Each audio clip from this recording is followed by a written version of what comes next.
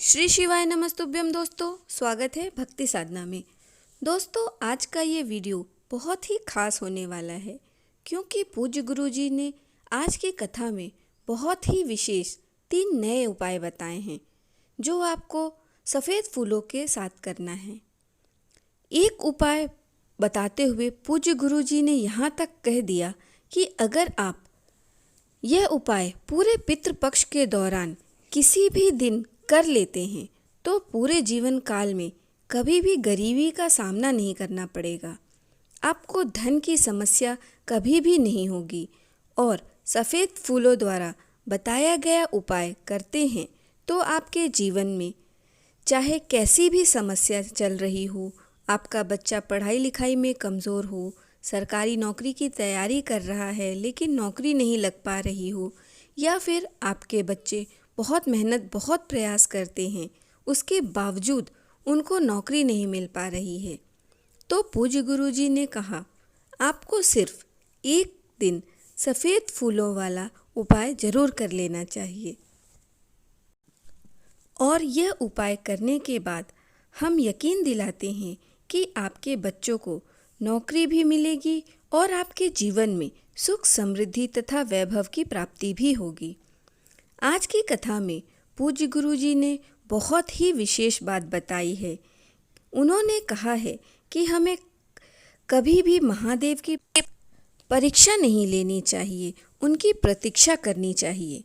पूज्य गुरुजी कहते हैं हमारे पास कई ऐसे पत्र आते हैं जिन्होंने 1 बार पशुपतिनाथ का व्रत किया, 2 बार पशुपतिनाथ का व्रत किया, 3 बार पशुपतिनाथ का व्रत किया, लेकिन उनकी मनोकामना नहीं परिपूर्ण हुई, तो वह हारे नहीं।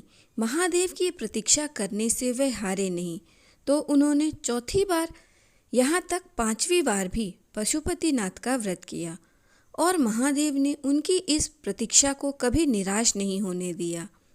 5 बार पशुपतिनाथ का व्रत करने के बाद उनकी मनोकामना को परिपूर्ण कर दिया।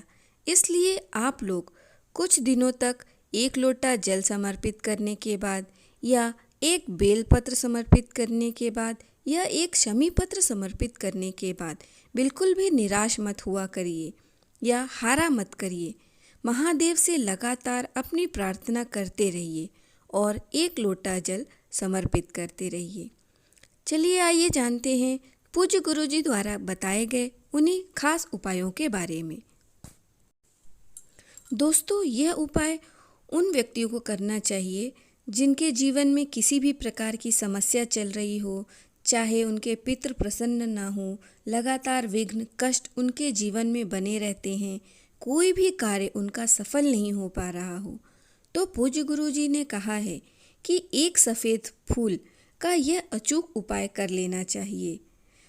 पूज्य गुरुजी ने आज की कथा में बताया है कि तारकासुर लगातार शिव जी की आराधना करता है लेकिन महादेव उससे प्रसन्न नहीं होते। लेकिन एक दिन पितृपक्ष की मासिक शिवरात्रि को उसने 1 सफ़ेद फूल शिवलिंग पर अर्पित कर दिया। महादेव उससे प्रसन्न हो गए और उसकी मनोकामना पूर्ण कर दी। इसलिए पूज्य गुरुजी ने बताया है कि मासिक शिवरात्रि 12 या 13 अक्टूबर को होगी।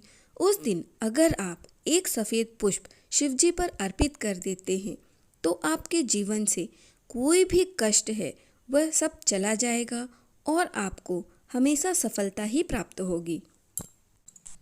मासिक शिवरात्रि में आप यह उपाय किसी भी समय कर सकते हैं, चाहे वह सुबह या शाम।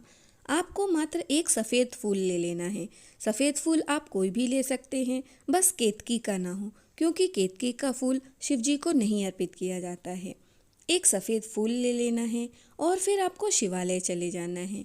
वह सफ़ेद फूल आप शिवजी पर अर्पित कर देंगे और आपकी जो भी मनोकामना है वह कहते हुए श्री शिवाय नमस्तुभ्यम का कम से कम 11 या 21 बार आप जाप करेंगे।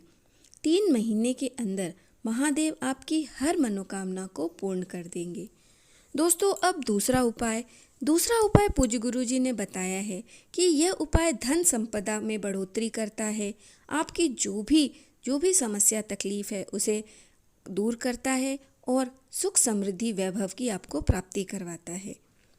इसके लिए आपको करना क्या है कि आपको एक रोटी ले लेनी है। उस रोटी में आपको गुड़ या शक्कर, थोड़ा से चावल और दूध रख लेना है और जो भी आपके घर के पास गौ माता आती हैं उन्हें आपको खिलाना है। और अगर आप ये नहीं कर पाते हैं तो थोड़ी सी खीर बना लें, उस रोटी में रख कर आपके घर से जो भी गौ माता आपके घर के पास आती हैं उन्हें आपको खिलाना चाहिए। इससे पितृ प्रसन्न होते हैं, क्योंकि गौ माता, पूज्य गुरु जी ने बताया है कि जब कोई बेटा या बेटी एग्ज़ाम में बैठ रहे हों या कंपटीशन एग्ज़ाम में बैठ रहे हों या नौकरी के लिए एग्ज़ाम में बैठ रहे हों, तो आपको पढ़ाई पूरी करनी है, मेहनत पूरी करनी है और शिव पर विश्वास करना है कि ऐसा कोई कार्य नहीं है जो तुम कर नहीं सकते। इस श्राद्ध पक्ष में 3 सफ़ेद पुष्प ले लेना है, 3 चावल के दाने लेने हैं। उन्हें एक कटोरी में अपने घर के दरवाजे के नज़दीक अंदर की ओर रख लें। फिर पितरों की 3 बेटियां मैना, धन्या और कला, इन तीनों का नाम लेते हुए, जो यह बेटा या बेटी के नाम का स्मरण करते हुए, गोत्र बोलते हुए, वह चावल के दाने और पुष्प को नंदी के पैर में स्पर्श कराते हुए माता अशोक सुंदरी के स्थान पर अर्पित कर देना है।